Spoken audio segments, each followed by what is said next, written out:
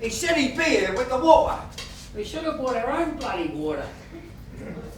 There he is now. What kept you?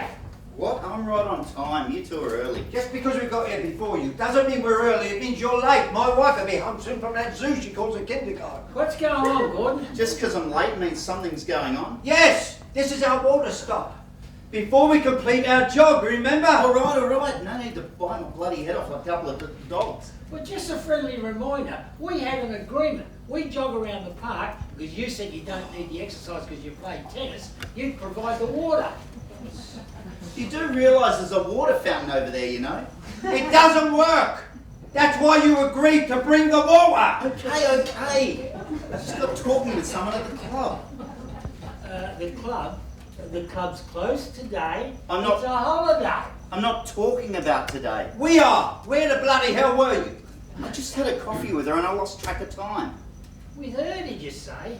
Who is she then? If you must know, her name's Jessie, and unlike you two miserable bollocks, she's very funny. Oh, so you had coffee with a funny woman and not a thought that we might have died of thirst. That's nice, that is. That's very nice, that is. So that's why you're always late. Well, yeah, that and we got lost in conversation. Oh, to quote the words of a song, how long has this been going on? We met at the club about a month and a half ago, but it's really nothing.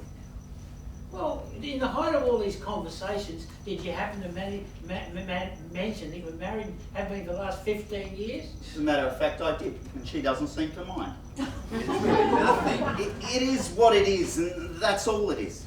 Is this what we think it is? Well, what do you two think it is? This isn't the first time you were late. We think you might be having an affair. Well, so what if I am? Everybody's doing it these days. These days, what the hell does that mean? Is she married? Divorce. Well, she's on her way to getting a divorce.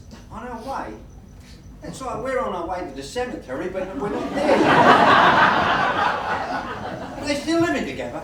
Yes, but she's got her own place for when she decides to move out. Or unless he decides to throw her out? How convenient, her own place. What about Debbie? Debbie. Oh, Debbie, you remember her, don't you? Your wife for the last 15 years or so? If you count all the time she flies in and flies out, it's a lot less than 15 years. I can't believe you're minimising the years you've been married. I told you before, she flies in, and just when we start to get used to each other, she flies out again. Yeah, but your job takes you away a lot too, remember? But look what you've got from all this. You've got a beautiful home, and not to mention the cars you drive, and a boat down at the harbour. Which I might mention we don't use.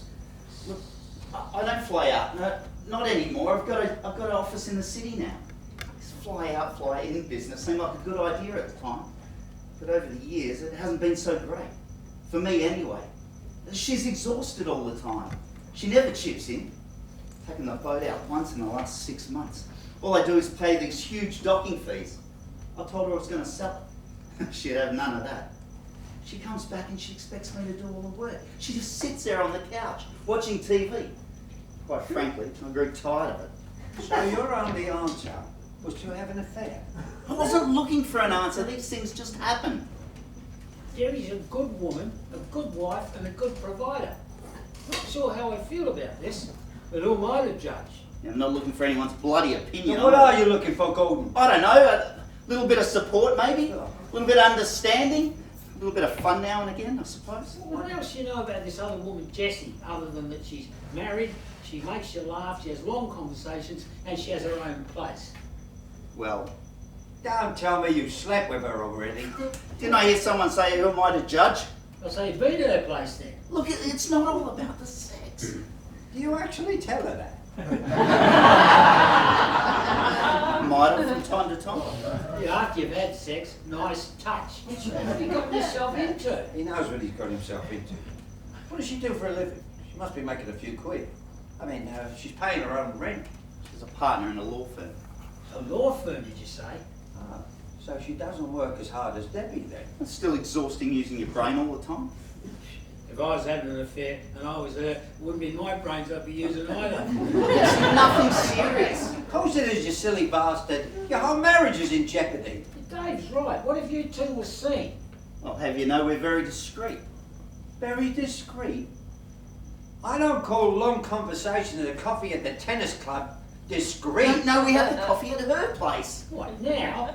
Yes, the tennis club was shut. Just sent a photo through of herself. Give me a look at a tennis champ. Gee, she's half naked. Of course she is. She doesn't know I'm showing you two bastards, does she? You alright? You look like you've seen a ghost. It's Jessie Patterson. Yeah, it is. Do you know her? From the, but she used to be in the bicycle club. She fell off a bike one night and she hurt her eye. Yeah, she's got a little scar over the top of her right eye. Divorced, well, on her way. At her own place. Not much furniture, she just moved in. You seem to know it pretty well. Too well. She could charm the birds right out of the tree. No, hang on. Did you two? Yeah. A while ago, Aggie's mother died, so she took a flight back to London. So, well, she was fun to be with, so, anyway, when Aggie came back, I felt so guilty that I called it off, and she quit the bicycle club. Join the tennis club. I feel like a bloody idiot. There's no need. I mean, obviously we weren't the only ones. I don't know what I was looking for at the time. Bit of fun like yourself. I should have been looking for it in my wife. I was looking at it in the wrong direction, see. Eventually, I did find it. I'm glad to say. What tangled webs we weave. Sorry, Gold. There's no need to be sorry. Well, put it this way, you probably just saved my marriage. Just a tip from your friendly advice bureau here. Time to quit the tennis club and delete those photos off your phone. Yeah. Block her. And join the running club. I feel so foolish. There's no need. Forgive yourself. Move on. That's the best way. Hey, look, Debbie comes back tomorrow. Why don't we go away on a husband-wives weekend boat cruise or something? I'm sure Debbie would enjoy the company. And Monday morning, we all meet at my place. We fill up on water, and we all go jogging together. All right. Listen, I've got to go home. My wife will be home soon. I've got to cook her dinner. See you on the way back.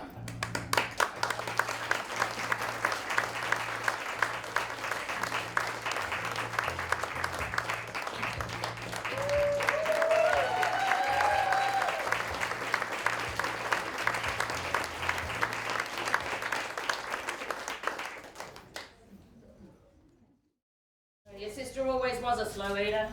Don't know where she got that habit from, but wherever she got it from, it wasn't from my side of the family. Well, there were 9 of us and you had to eat fast, otherwise the food disappeared off your plate. No questions asked. And no talking at the table, no time.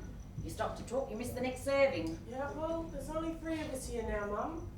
No, we're not at the table, so what's the rush? She was just explaining why she eats so fast. She wasn't. She was putting me down for eating so slow.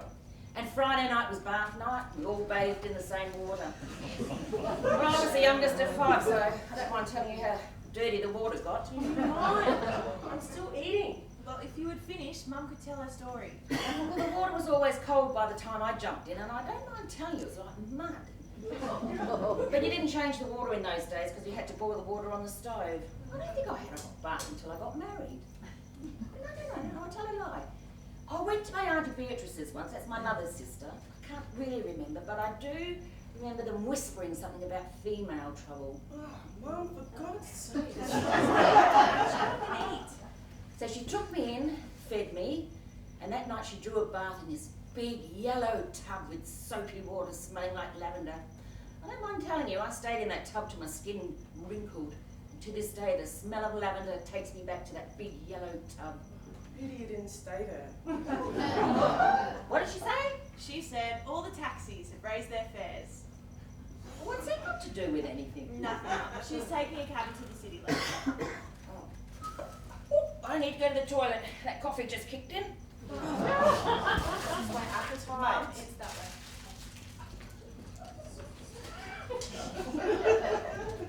Why do you have to be so rude?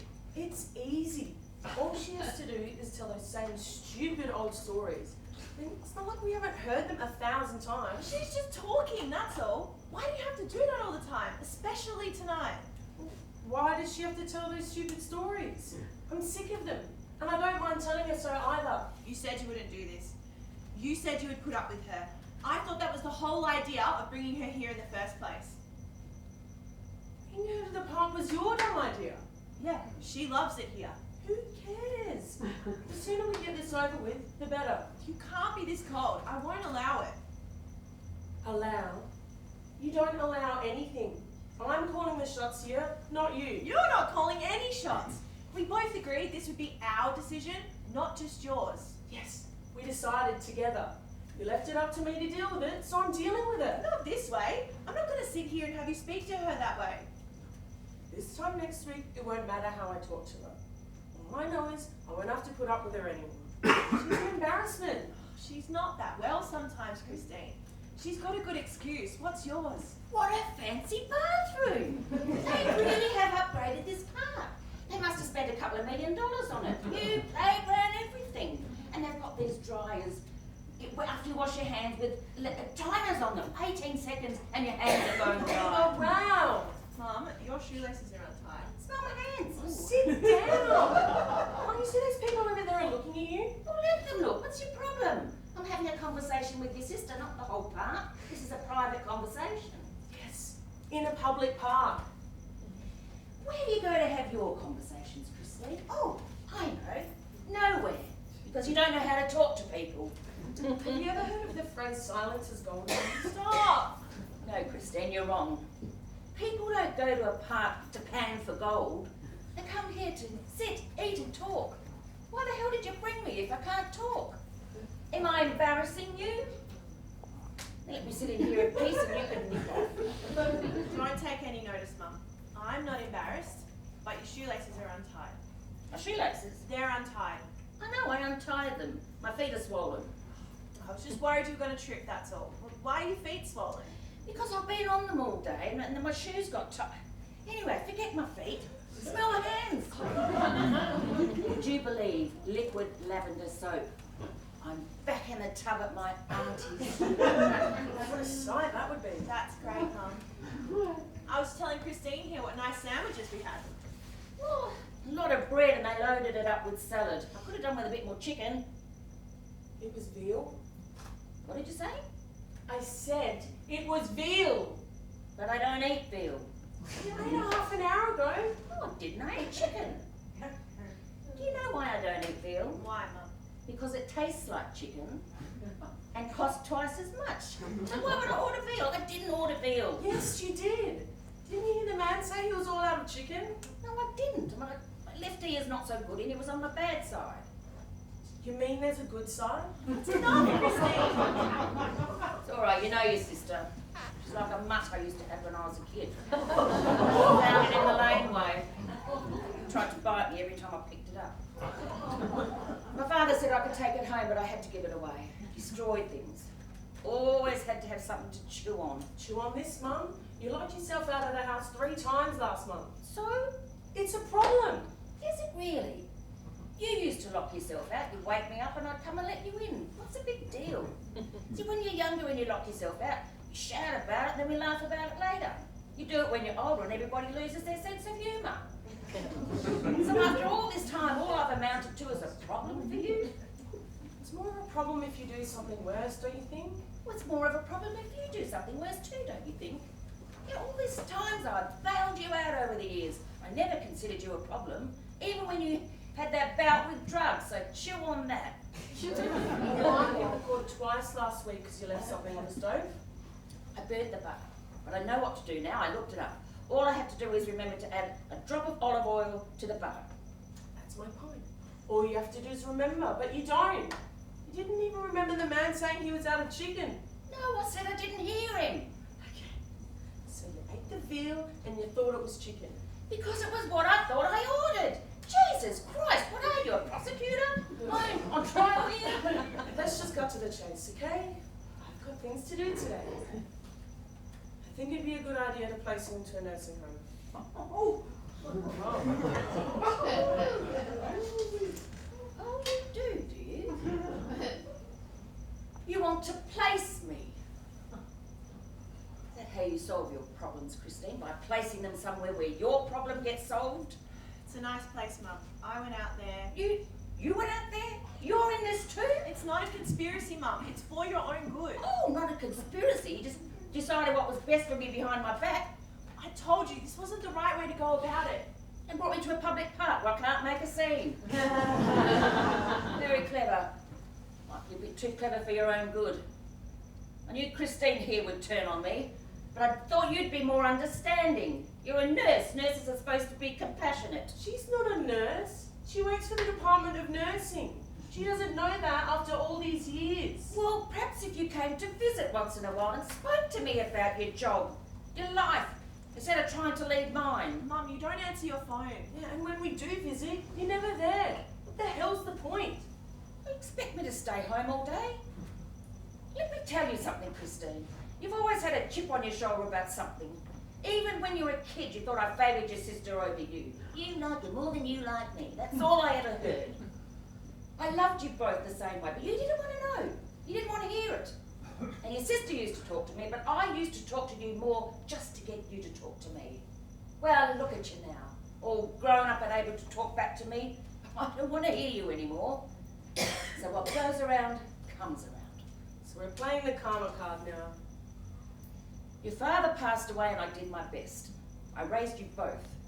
Got a good education, a roof over your head, 3 meals a day, which is a lot more than what I got.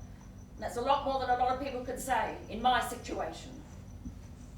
Little respect is not too much to ask.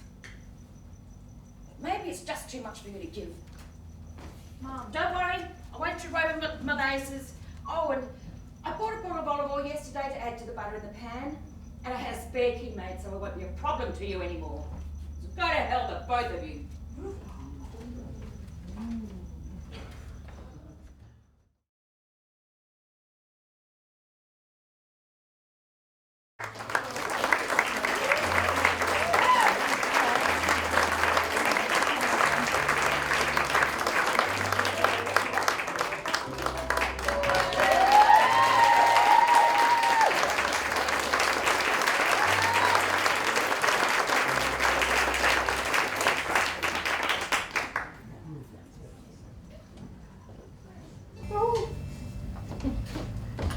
Oh my God, there you are! Oh, let me look at you. You look different. You've done something with your hair. Just got a colour in it. It's lovely with the sun hitting it. It's the first sunny day that we've had in weeks. You should have come to the hotel. It's very nice. Chris stays there all the time when he's away on business. It took me hours to get here with the traffic, but it was him who suggested him, and I needed a bit of a break. I got a babysitter in, and the food is great. Oh look, I just thought, since there was a change in the weather, we might as well take advantage. No point sitting inside, when the sun finally comes out.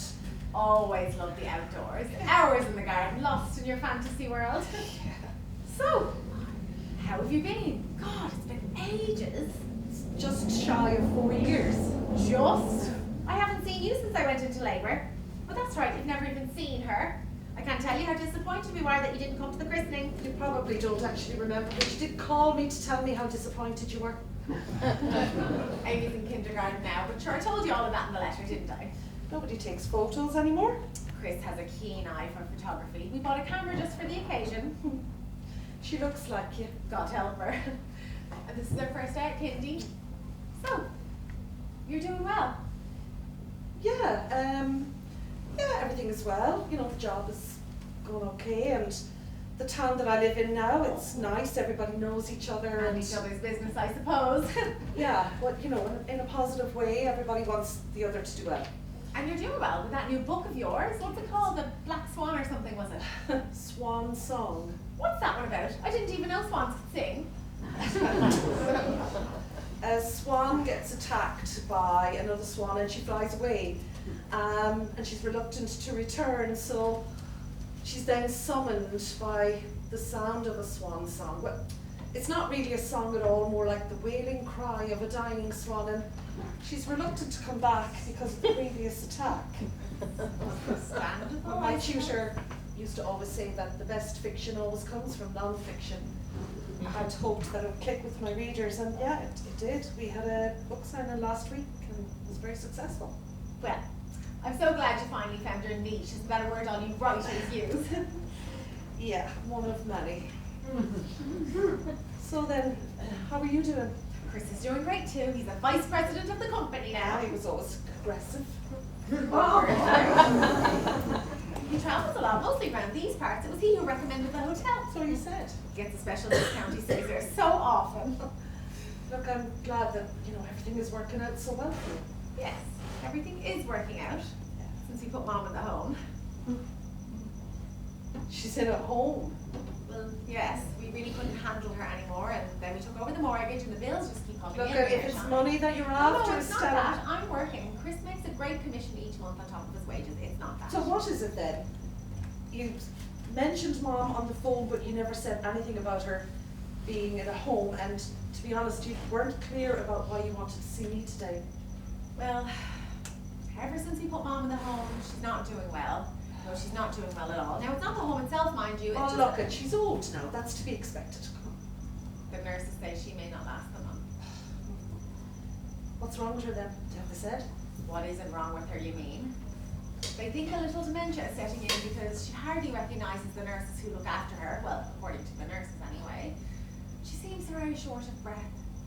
They think her lungs might be finally giving out. Hardly surprising, since she smoked all her life. Still, it's a shame to see her suffer like that, or anyone for that matter. That's true enough. She asks for you. She always asks for you. What, to find out how I am, you mean? I think there's more to it than that. I think she would very much like to see you. Well, that is not going to happen. So, that's why you wanted to see me today, to get me to go and see Mom. She's going to die, We're Gilda. all going to die, Estelle. We don't all have to die of a broken heart like Don't Mom, you but dare you put know, that just on here- me. I'm not putting anything on you. I just don't understand it, that's all. Almost 4 years ago, I went into labour. When I came back, you were gone, without so much as a goodbye. And all Mom said was that you went to live with Auntie Anne and that there would be more room without you. Yeah, that's all there was to it. Has to be more. You never came back. Look, as we've gone over and over this on the phone. Whenever you decide to call me, whenever you've had one too many wines. The phone works both ways, you know. I had Auntie Anne to look after. She's an alcoholic. You remember when we used to go and visit her for the weekends and she took us up into bed? Well, I was the one who ended up tucking her up into bed after every single one of her drunken binges. She's in a sanatorium now, did you know that? Not coming out. Well, I didn't know that.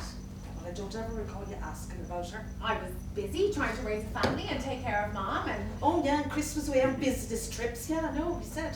what are you so bitter about? I'm way past being bitter. It was you who decided to leave. Was it? Mom said. Mom said a lot of things. What's that supposed to mean? Nothing, could just leave it, nothing. Gilda, what happened? Did something happen between you and Mom? No, nothing. It has to be something. Otherwise you'd never have stayed away this long. We were all so close once. Mom, you, me, Chris. Chris was like a big brother to you. We couldn't afford a place of our own after the wedding, as you know, and Mom said there was room enough for all of us. There's only 3 of us now, and they seem smaller somehow. We put Amy in your room. Good. Can't you just give Mom a quick visit before you go back? No! Anyway, you said she doesn't even recognise the nurses, so I doubt she's going to know who I am now. She keeps asking for you. Would you tell me what happened? I swear I won't tell you. No, I was told not to. Don't go spoiling the apple cart, I believe is the last thing that she ever said to me before I left. What apple cart? Would you tell me, please? And I want the truth, do you hear me? And you're not leaving here until I get it. do you can't think keep you can burying handle yourself? the truth, Estelle? I can handle anything but the separation between us. We can't keep talking over the phone or writing each other letters. Look, but if I tell you, it's only going to hurt you, so you know what? It's best that I don't. I can't imagine anything that hurts more than being away from my sister. Would you tell me, please? I need to know, and I think you need to tell someone, and I want that someone to be me. All right, all right, all right. This will either bring us closer together or separate us even further. But you've insisted. Look, the night that you went into labour and Chris took you to the hospital, yeah? He called us to tell us that that you were okay. So myself and Mom, we went to bed.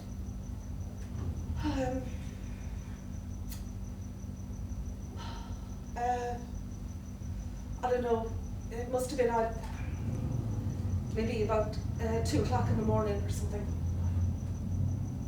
And my bedroom door opened, and I went to sit up because I thought it was Mom. But it was Chris.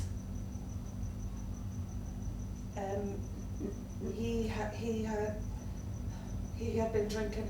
He was drunk.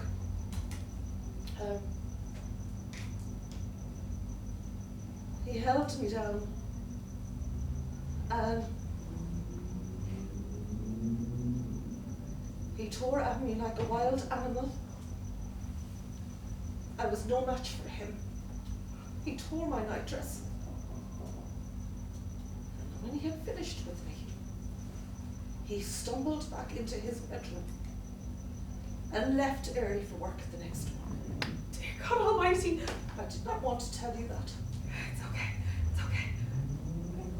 I've been trying to put that all behind me. I understand, but what does any of that have to do with Mom?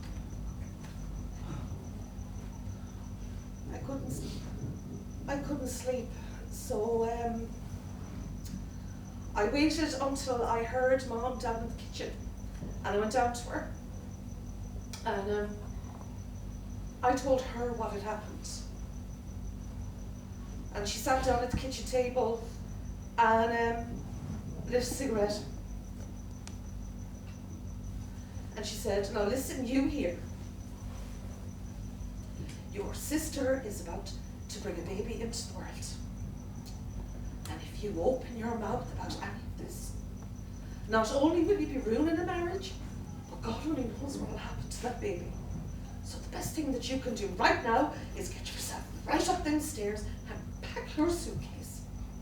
And I give your Auntie Anne a ring. She could do with the company. You don't want to go spoiling the apple cart now, do you?" My husband attacked my sister, and that's what Mom said? Dear God Almighty. I can't forgive it. It's okay. I should, but I can't. My mother, she shut me down and she shut me out. She never once held me or talked to me or anything, nothing. She sat at the kitchen table with a cigarette burning between her 2 fingers as I walked out the door. And as for Chris, I never want to see him again. I'm sorry. No need to be. Oh, it all makes so much sense now. What does? Chris changed a lot towards me since I had the baby. It was a difficult birth, there were some complications. It was never the same till afterward, I suppose. He's away on business now all the time. Special discount at the hotel. Stays there all the time. He never answers his phone at night when I call. Says he turns it off so he can get some sleep. I suspected it for some time, but like you, I keep silent about things that will spoil the apple cart.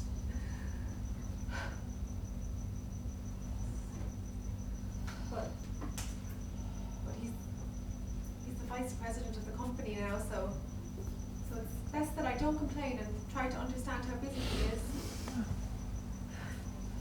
Anyway, if I was to leave him now, Amy would be torn between us, and I don't want that for her. She's too young.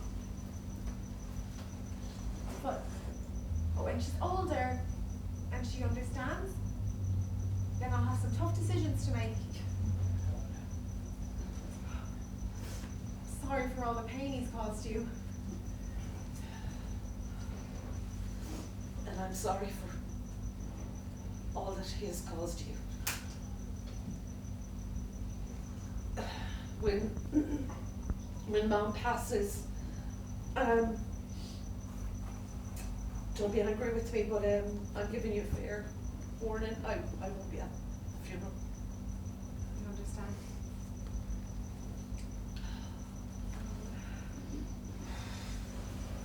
Would you have a coffee with me before you go back? There's a coffee shop just across the park. Yeah, all right, yeah. And I promise I'll come visit you and you can show me that little town you live in. Yeah, sure. I brought you a copy of my book.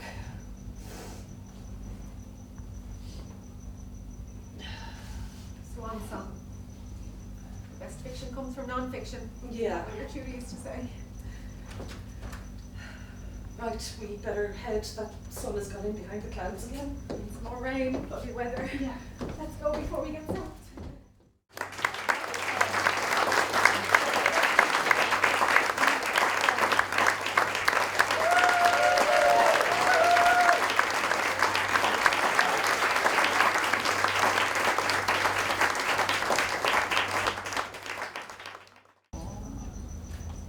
Oh, hello, Lydia. I didn't expect to find you here. Oh, Martha.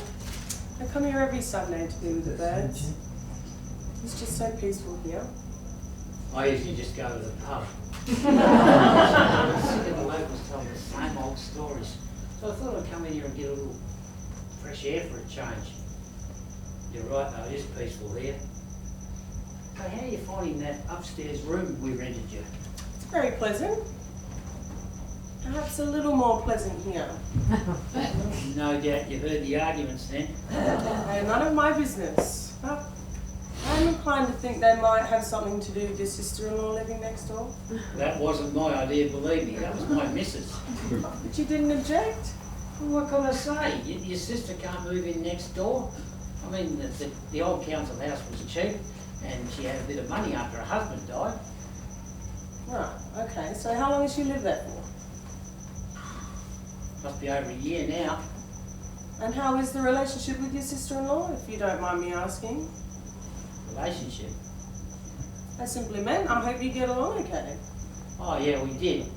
My sister-in-law's taken in a tenant lately to raise a few extra dollars. That's how come my missus rented that room that you now occupy upstairs. They're always very competitive. Is he a bad tenant?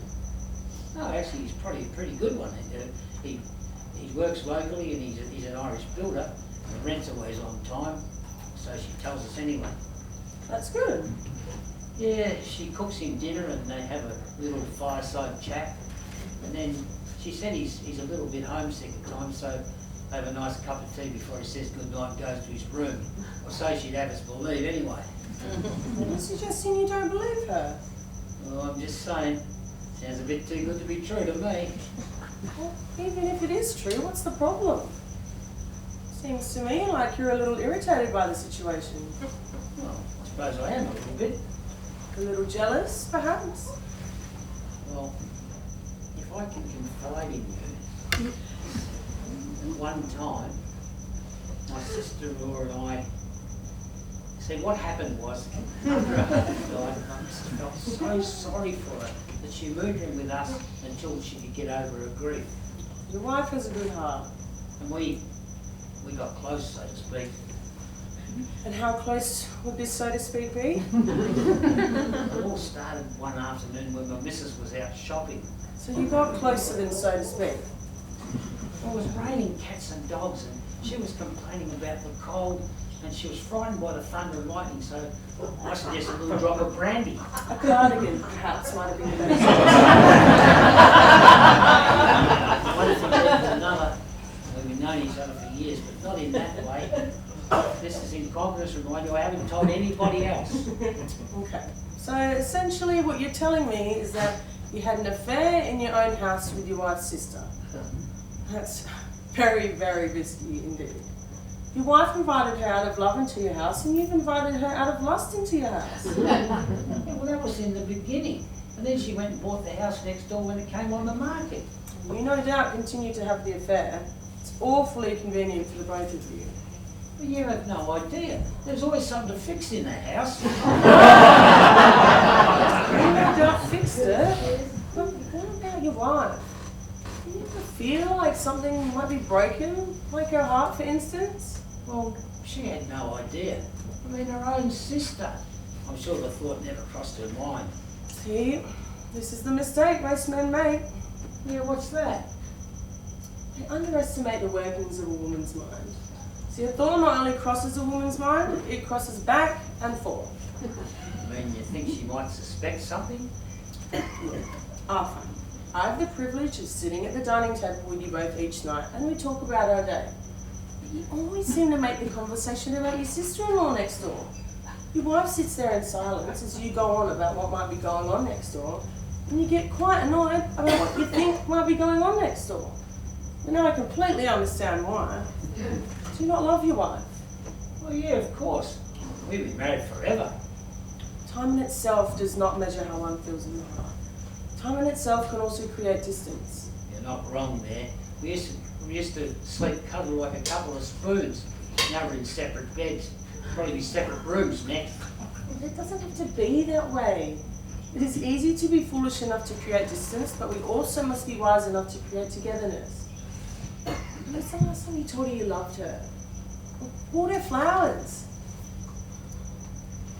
I don't remember. But imagine your wife remembers. Do you love her, sister? Well, I've known her forever. I mean, she's part of the family. She doesn't feel love. See, you both crossed the line. The way I see it, and you can stop me anytime you like, but I'm looking at it from a woman's perspective. Impulsively, your sister-in-law bought the house next door, and you both secretly continued the affair. But I think she realised it wouldn't go any further, and she finally realised she was hurting her sister. Well, then she bought the house next door. That's the problem. No, the tenant isn't the problem. The problem here is you. Now am I the bloody problem? Because, now forgive me for saying this, but you're acting like a child that's been playing with a toy. Now the toy's been taken away. You don't want anyone else playing with it. Rougher than you think. Truth is always a bit much. That's why people lie to themselves all the time. But this is only my opinion. I completely understand your behaviour at the dining table. I go to my room, you're wandering around downstairs like a caged lion. Your wife's asking what's wrong and you growl at her. I'm sorry I came here now. I was on a little peace and quiet, not to be criticised. You will never have peace of mind as long as your sister-in-law is living inside your head. She's rented space there and you have to evict her. I'm not criticising you. I'm just telling you that your wife probably suspects something's going on between the both of you by your obvious behaviour around the house. Well, it's pretty bloody obvious what's going on next door. Your mind, Arthur. You've created something now and you must destroy it. Before it destroys everything, and not only in your house but in your mind also.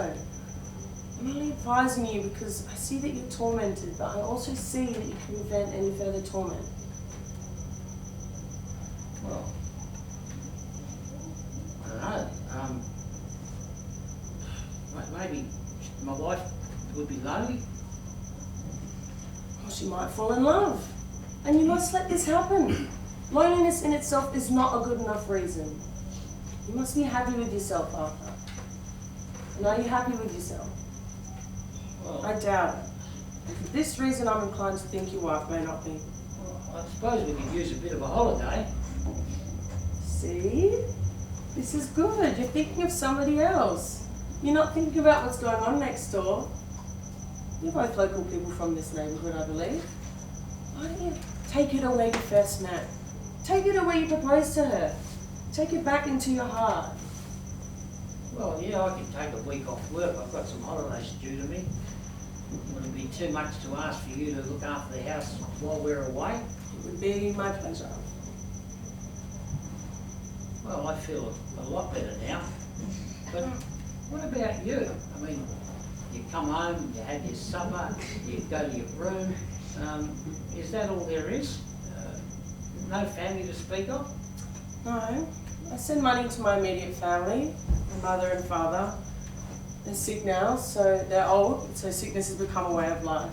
The money I send helps with their medical expenses. Myself, I lead a clean, spiritual life, and that's what I was taught to do since I was a little girl.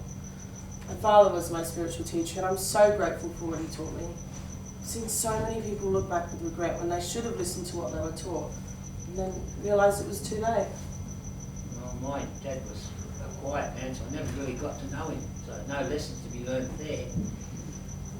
But you didn't get to know your dad in those days because he was always working and you're always asleep when he came home. But he was a good man. Well, I will go home to my father's house someday, start a family and continue teaching them what my father taught me. Well, don't go yet, you've still got more to teach me. It was a pleasure having a conversation with a bright, intelligent young person like yourself. Well, look at that sky. We better get home. The missus will have our heads if we're late for supper. Maybe I'll have time on the way home to stop in at the flower shop. I think the missus will enjoy that. I think that's a great idea.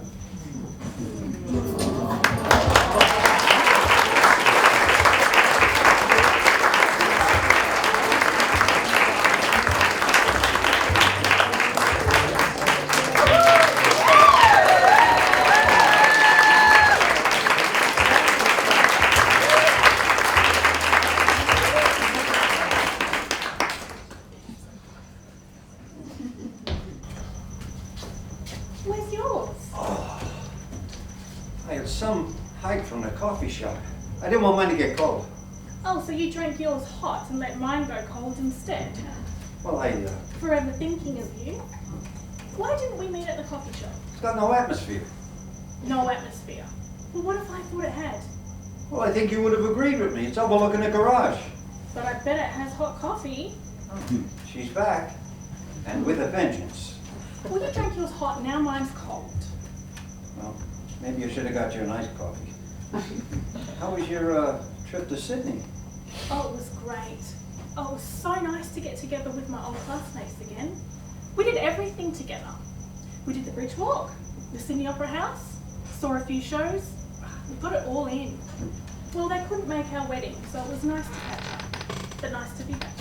Speaking of, I had a long phone conversation with the band leader, and he apologized, but he wouldn't be able to make the reception. It's next week. I know, and I offered him more money.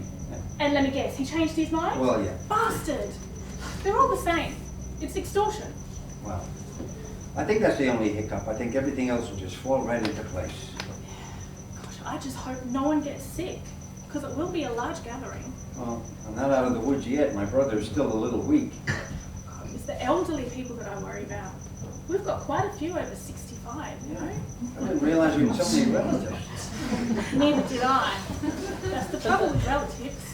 All you have to do is leave 1 hour and they put the pox on you. Your brother will be okay for the wedding though, won't he? Yeah, he tested negative last week, but he was nervous there for a little while. I remember when I first got married, everyone was so young, including myself.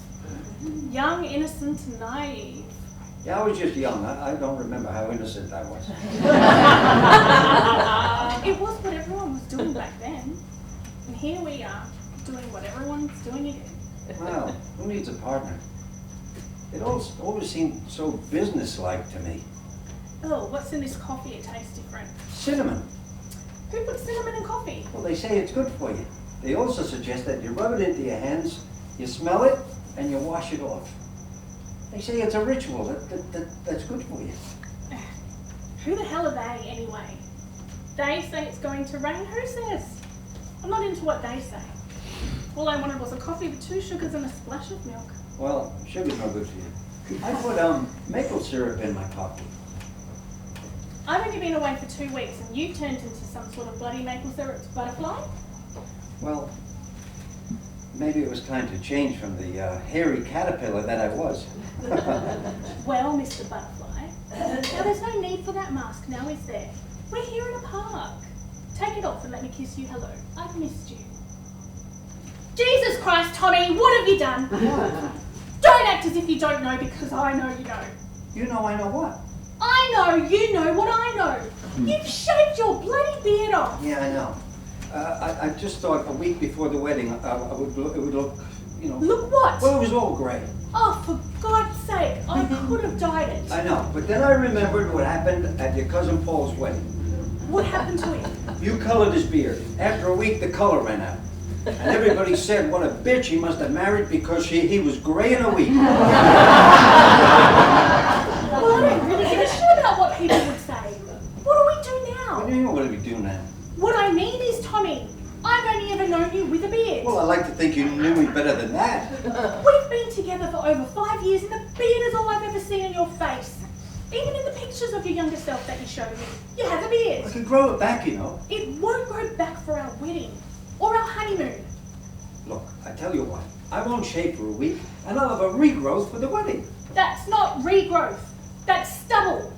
I can't have stubble on my honeymoon. You don't know what stubble would do to me. Stubble would make me break out in a rash. You never had stubble. I never had stubble when I was going out with you, so unless you were going out with somebody else.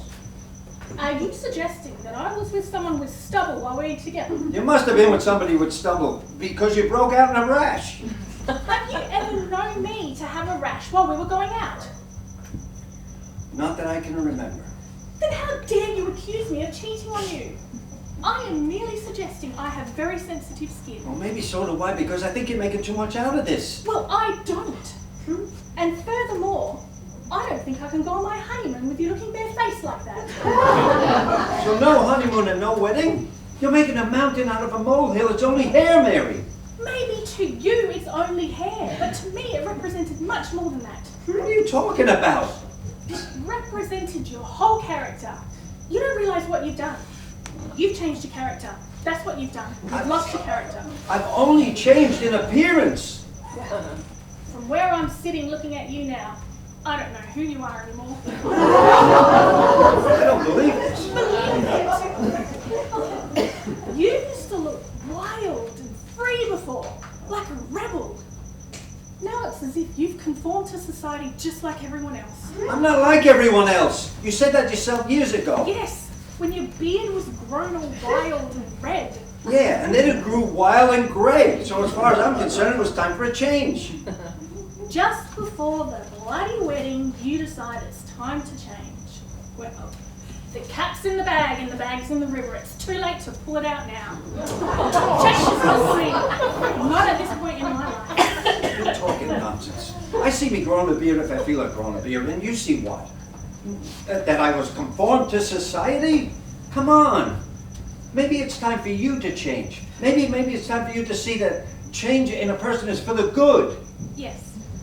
Good for that person, but not for me. Look, Mary, I don't know if you looked out the window the other night, but if you did, you would have seen a big, bright harvest moon. I had better things to do. I was busy making wedding plans. Harvest moon. What a load of shit.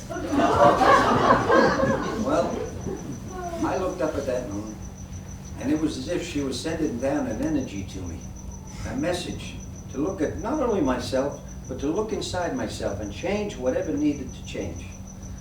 So the first thing I did, I took a long, hard look at my appearance. And after 25 years of growing a beard, I shaved it off. And I can't tell you how good that felt. Well, great for you. But did you ever consider my feelings? I've never seen you without a beard, and it's a complete bloody shock to me. What shock! It's not like I was the Phantom of the Opera and I ripped my mask off. But don't you see you have? Oh, you've exposed yourself. And to me, now you've exposed yourself in public. Exposed myself?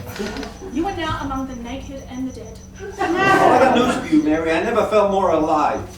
Oh, there was an air of mystery about you behind that beard. Now it's this. The mystery's solved. Everyone knows who you are now. No, they don't. Who else have you exposed yourself to? I don't know. As a matter of fact, I had a few compliments. Somebody said I look younger. Who told you that? It doesn't matter. Let me guess. Valerie McDonald? Oh. Don't think I haven't noticed. She's had her eye on you for years. Only because she can't find a man of her own. It's not important. I've only changed in appearance. Although I have to look at my inner self now. What the hell for? To improve. To heal. We could all do with a little healing, you know. Is shaving your beard off a week before our wedding all part of that healing process? Yes, it is. Sure. You must still be sick if you think that. You know something? You have changed. And I have to say, not for the better. Well, I'm sorry you feel that. Listen to this, Mary. You know, in Mexico, the Nahua people believe that we were born with the wrong face, like imposters. That the heart has to combine with the face and then get rid of it. That you have to find a face that goes with the heart. And what happens if you can't find the right face? Sometimes you can't. A lot of people can't. They just wander around with new faces. And now with Botox and new lips to hide behind. You're not sorry, Tommy. Before I coloured my hair, I asked you if I should or not in case you wouldn't like it. I did the same with my perfume. Even with some of the clothes I chose, because if you disapproved of them, then I would have changed them for you. But you just... And it's not the fact that you needed permission to shave, but it would have been nice to be consulted about it first. But if I did, you would have said no. That's right. And when a woman says no, she means no. Look, I see this as self-improvement. Why can't you? Because I didn't think you needed improving. I loved you just the way you were. If I went and shaved my head a week before the wedding, how would that make you feel? Well, if you felt good about yourself doing it, I'd be happy for you. I mean, a woman not only has to feel good, but she has to look good too. So I don't know if a bald bride is very If that's what you wanted, I would be fine with it. At least we agree on something then. Because I think a shaved groom, who I've never seen shaved before, is not the way to go. Mary, we are about to be married in a week. You're being ridiculous. No, I'm not. I'm being realistic. I'm about to get married to someone I knew, the old you. And you want me to marry the new you. This has severely damaged our relationship. Look, I can regrow it. I can... It won't grow back by next Sunday. And anyway, the new you wouldn't approve of it. I'm seriously considering calling off the wedding. What? Everything is booked and paid for! I don't care what's booked and paid for. I just can't see myself going through it all. I can't see myself breaking out in a rash after you kissed me on the altar. I mean, you said yourself, a woman has to look good and feel good. You don't look good, and I don't feel good. So you don't feel good that I feel good about myself? As far as I'm concerned, that's between the old you and the new you. It's got nothing to do with me. Self-improving, self-interest, self-examination. It's all about self. It's selfish is what it is. It doesn't concern anyone else. I was always under the impression that you did feel good about yourself. Then all of a sudden, while I'm away, you decide to tap into your subconscious and discover you needed healing. You needed to improve. Well, I've got news for you. You didn't. You were fine just the way you were. Well, I've got news for you. I never felt better than I do now. Well, good for you. You know, my mother and father were married for 48 years, and in all that time they loved each other. They didn't always see eye to eye. They had their ups and downs. Probably had more downs than ups, but there was never a conversation where I remember where one of them would say, "Oh, I really need to look inside myself. I really need to heal." They just got on with life together. If you want us to be together, Tommy, you better get out of your head while you're about it. Get out of your head any notion that I'm going to put up with this self-improvement bullshit. Well, with that attitude, I suggest you take a long, hard look at yourself. You know what I'm looking at? The future. And I don't like what I see. I mean, to think that I was going to spend the rest of my life with somebody who has absolutely no interest in a man improving himself, his life, and everything that he feels about things now. It's not a woman who's in love. She only sees what's on the surface. And she's not interested in what's underneath. I mean, look how you're carrying on over a facial hair. I can't even imagine what it's like if it was a serious subject. Well, you don't have to think about that anymore. You can continue thinking about yourself. If you'd given a thought to me, you would have suggested we meet at the coffee shop instead of bringing me a cold cup of coffee. Oh, but I didn't consider what a hike you had from the coffee shop. Then, you take it upon yourself to have cinnamon put in there without bothering to find out if I would prefer that or not. Well, Looks like the pox is already upon us. Healing. What a joke. The only pain I suffer from now is wanting the old you and listening to the new you. And realising after all these years what a mistake I made.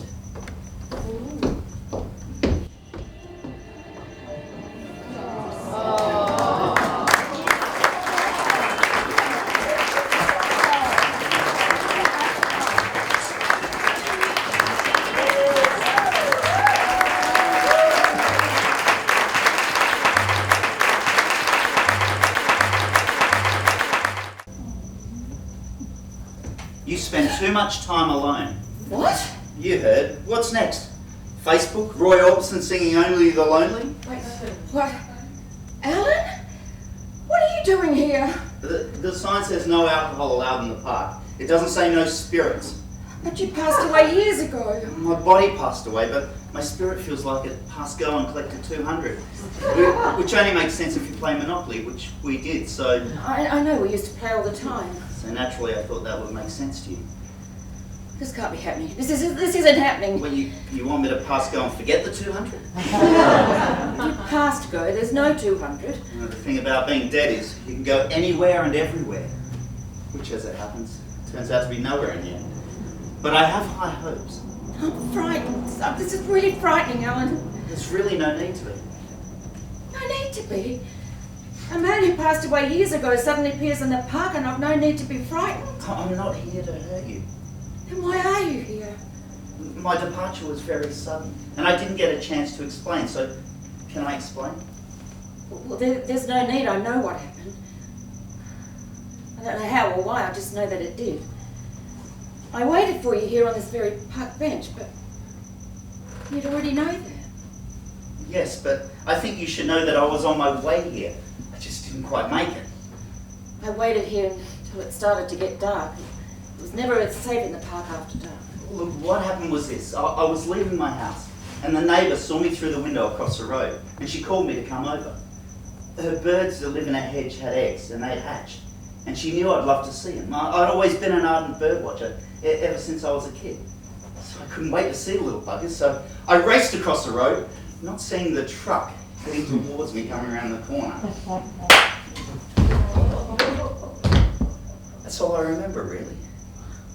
Although you could say curiosity killed me, and not the truck. Well, you did always have a curious nature. I guess there is some truth in that old adage that curiosity really does kill the cat. Me? Ow! I didn't find out until the following morning. Your brother rang me from the hospital long after the accident. I was so angry. He should have told me a lot sooner. He was upset, I'm sure. Well, we all were. How did I look? What? You know, in the coffin, in the funeral parlour. Well, they don't call them coffins anymore, they're called caskets. And they're not funeral parlours anymore, they're funeral homes. And in case you haven't noticed, you haven't died, you've passed. Just new euphemisms for this sensitive new age we live in. So I didn't look so hot then. Well, personally, I don't remember looking in a casket and going, wow, he looks hot. But the makeup was a bit much. Well, someone told me that your face was bruised, but I couldn't tell. Maybe that accounted for the heavy makeup. I don't know how to say this exactly, but so I'll just say, you look very sexy at my funeral. Sexy? I was crying my eyes I'm out. not taking anything away from your emotional state. I just thought I'd never seen you in all black before. Except that Victoria's Secret outfit you wore on that dirty weekend away. Alan, this really isn't No, you're right, you're right. Do you know what happened to my parrot, Caruso? Your parrot? Well, your sister gave him back to the pet store. What? Well, she had 2 pets, so she didn't want to take him in. Besides, you taught him to swear, so... So, she didn't want him swearing at the cats. No, at the kids. Love that parrot. I know, but he had a filthy mouth, thanks to you. And you just reminded me of a joke. A priest used to own a parrot, but he died. And he's walking past a pet store, and he sees this big sign, parrot for sale, half price. So he goes in and inquires to the manager why it's half price. And the manager goes, because he's got a filthy mouth and he's putting me out of business. So he buys the parrot, takes him home, takes the cover off the cage, and the parrot goes, "What a shit house!" And Boris goes, I beg your pardon. And he goes, what a shit house. And he said, now you listen here. I've got 3 nuns coming over for lunch, so you better watch your language. I'm going to put you in the freezer. And he goes, nuns are bitches, nuns are bitches. So he whacks him in the freezer. The nuns come and go. He calls me out. He says, now have you got anything to say for yourself? And the parrot goes, yeah, what did the frozen chicken say? I remember you told me that one ages ago. Well, your brother was asked if he'd take him in, but he said no. But he wouldn't take in his own breath if he didn't have to. What's it like? What? Oh, living here in the spirit world. Well, I really didn't mind it dying. I just didn't want to be there when it happened. No. For all intents and purposes, I'm stuck in what we used to call limbo. I thought that's where babies were. Yeah, who came up with that? I mean, who knows where babies went? Did a baby come back one day and go, I bet you never guess where I've been? Limbo. Well, what do you do all day and night? Don't you ever rest? I don't need to.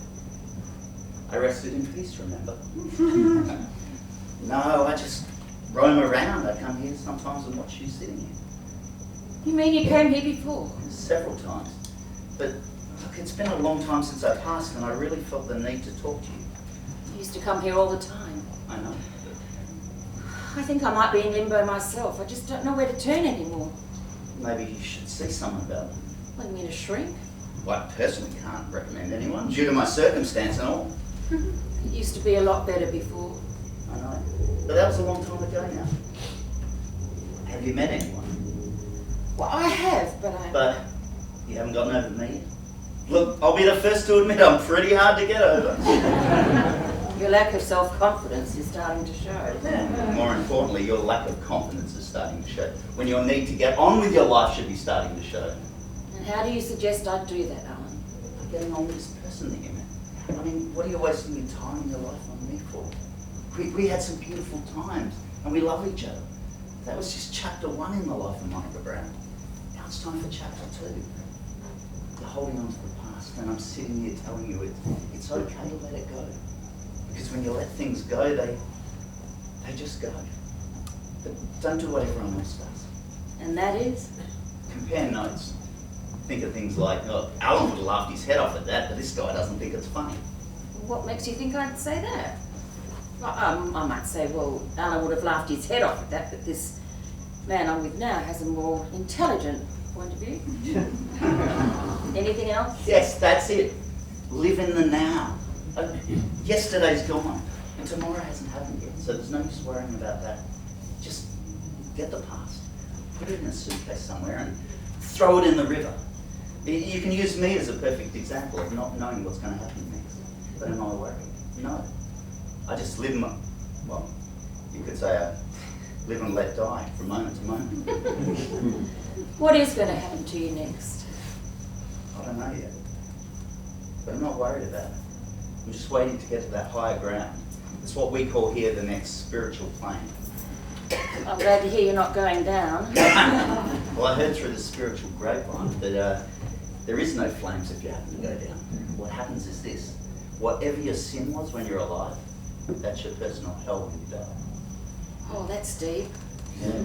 Between you and me, there's a lot of smart people around me, all waiting for that lift to that next spiritual plane, and I think I'm on that list. I know this sounds a bit strange, but while you're waiting for that lift, do you ever think about that poor truck driver who hit you? Think about it. I did more than that. Once I settled in here, I paid a call on him. Must have frightened the daylights out of you. He was a mess. But once he settled down, I assured him that I didn't bear him any ill will or harm, and he just needs to get on with his life. From where I'm sitting, I think he has. But from where I'm sitting, I don't know what to do. Well, for starters, you've got to stop coming here. Life stands still for you here. It does you no good. This bench is not reserved for you anymore, okay? Just let others who need it, who need to contemplate, use it. Then what? Start your life with this guy that you met. The one you're too scared to start it with. Look, you're holding on to the past and I'm telling you, it's okay to let go.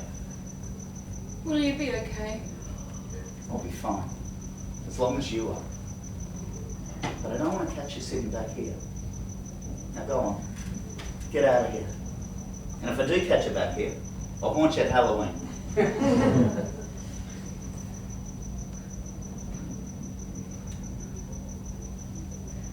I love you, Alan.